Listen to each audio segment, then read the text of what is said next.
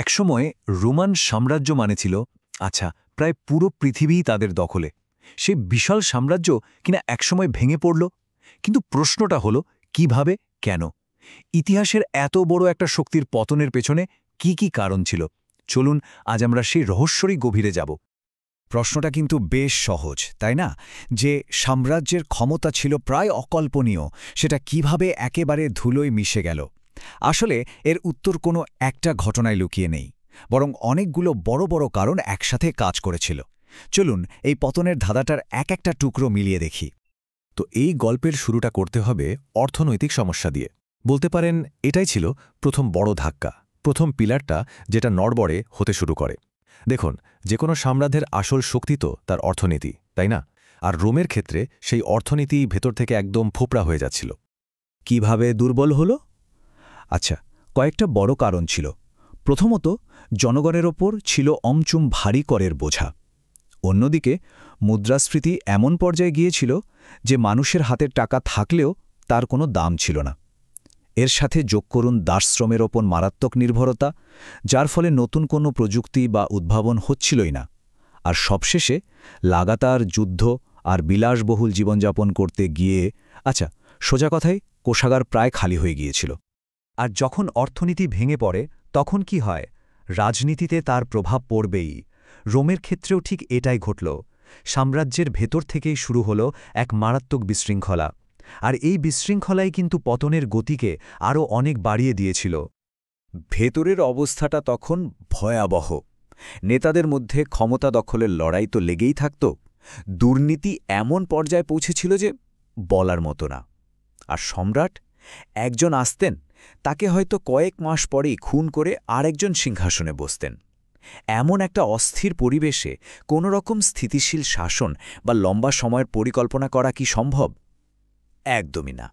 এই যে দেখুন, এই টাইমলাইনটা দেখলেই তখনকার অবস্থাটা পরিষ্কার বোঝা যায়।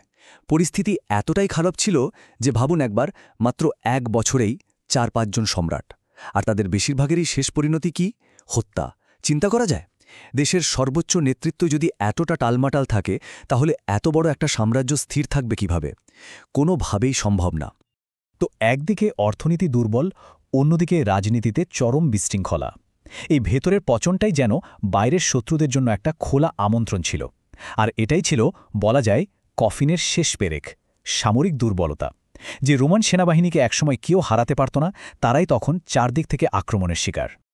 সেই সময়টায় গথ, ভ্যান্ডালদের মতো বিভিন্ন উপজাতি, যাদের রোমানরা বর্বর বা বিদেশি বলতো, তারা ক্রমাগত আক্রমণ চালাচ্ছিল। কিন্তু সমস্যাটা হলো, ভেতরের দুর্নীতি আর অর্থনৈতিক সংকটে সেনাবাহিনী এতটাই দুর্বল হয়ে পড়েছিল যে তাদের বিশাল সীমান্ত পাহারা দেওয়ার মতো যথেষ্ট সৈন্যও ছিল না, টাকা পয়সাও ছিল না, মানে কিছুই ছিল না। একটু ভাবুন, এই পরিবর্তনটা কত বড়!